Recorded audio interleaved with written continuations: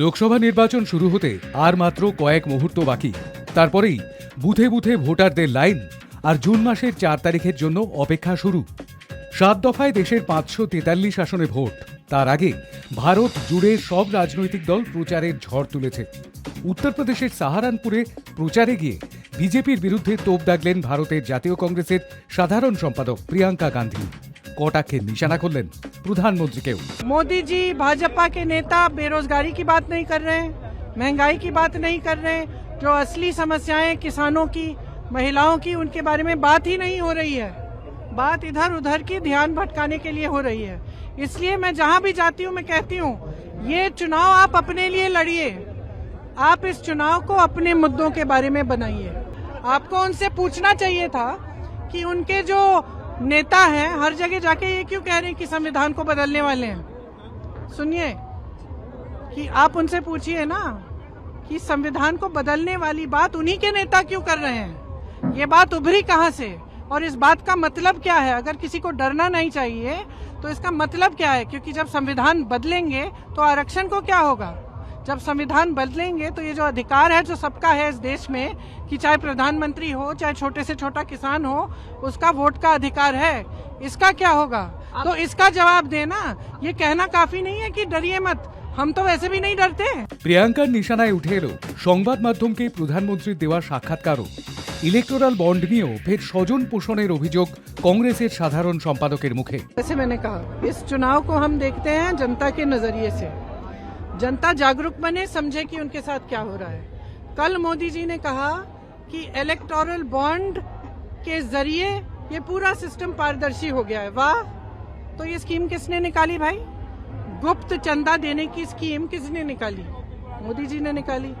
अब supreme court ने कह दिया कि इस गुप्त चीज को आप पारदर्शी करो, जनता के सामने सूची लाओ। पहले तो आपने मना किया कि सूची नहीं मिल रही है, फिर सूची भी सुप्रीम कोर्ट ने कहा कि मिल रही है नहीं मिल रही है हम नहीं जानते, निकाल के दो दिन में। सूची निकली कि नहीं निकली, उसमें क्या पता चला? उसमें पता चला कि जो कंपनी 180 करोड़ रुपए का काम कर रही है वो आपको 1100 रुपए का की चंदा दे रही है।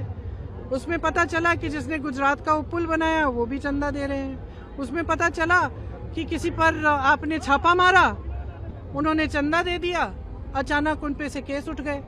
यही पता चला ना। तो ये भ्रष्टाचार के खिलाफ लड़ाई कैसे है? इनसे भ्रष्ट तो कोई है नहीं, ये इन्होंने तो भ्रष्टाचार का बाकायदा सिस्टम बना दिया और जब पकड़े गए तब कहने लगे कि भाई पारदर्शी सूची है। ये बहुत गलत बात कर रहे हैं। जनता को जागरूक बनना पड़ेगा कि जनता के साथ कितना विश्वासघात हो रहा है आज के दिन। सब जितनी भी देश की संपत्ति है वो ज्यादातर इनके बड़े बड़े उद्योगपति मित्रों को दे चुके हैं। ये जहाँ से रोजगार बनते थे वो सारे साधन बंद हो गए हैं। छोटे मध्यम बिजनेस, छोटे छोटे कारोबार, दुकानदार, जो अच्छे खासे बिजनेस चल रहे हैं देश में, तो जो गिने चुने इनके दोस्त हैं, दो चार लोग हैं, उनको पूरी देश की संपत्ति आपने दे दी। इससे बड़ा भ्रष्टाचार बताइए क्या है? इससे बड़ा भ्रष्टाचार क्या है कि आप पैसों के बल पर चुनी हुई सरकारों को आप खत्म कर रहे हैं, तोड़ रहे हैं। इससे बड़ा एक लोकतंत्र में इससे बड़ा भ्रष्टाचार क्या है? मैं तो समझ नहीं पाती हूँ कि पब्लिक देख रही है, पब्लिक जान रही है कि इस विधायक को 100 करोड़ दिए, उस विधायक को 50 करोड़ दिए, सरकार गिरा दी। अब भाजपा की सरकार आ गई, 2 महीने पहले हमने किसी और सरकार को चुना था। पब्लिक देख रही है लेकिन पब्लिक चुप है। এবারের লোকসভা নির্বাচনে বিজেপির টার্গেট দেশের 400 আসনে বিজয় লাভ। স্বয়ং প্রধানমন্ত্রী তথা বরিষ্ঠ বিজেপি নেতা নরেন্দ্র মোদী নেতা কর্মী সমর্থকদের সামনে লক্ষ্যমাত্রা বেঁধে দিয়েছেন, अब की बार 400 पार।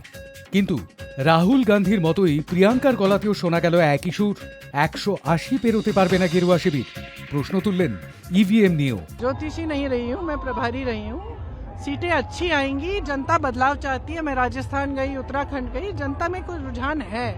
थक गए हैं, वो ऐसी राजनीति नहीं चाहते। देख ली उन्होंने 10 सालों से यही घूम घूम के यही बातें हो रही हैं। लेकिन 10 सालों में किसी आम आदमी की, किसी आम महिला की के जीवन में तरक्की नहीं आ रही है, रोजगार नहीं मिल रहे हैं, महंगाई घट नहीं रही है। अब त्योहार का समय है, रामनवमी है, आज त्योहार का समय है, किसी के पास खरीदने के लिए पैसे नहीं है। चाहे कितने भी लोग परिवार में काम कर रहे हों, पूरा ही नहीं हो रहा है। महंगाई इतनी बढ़ चुकी है, बेरोजगारी इतनी बढ़ चुकी है, हद से ज्यादा। अब इन चीजों के बारे में तो मोदी जी बात नहीं करते।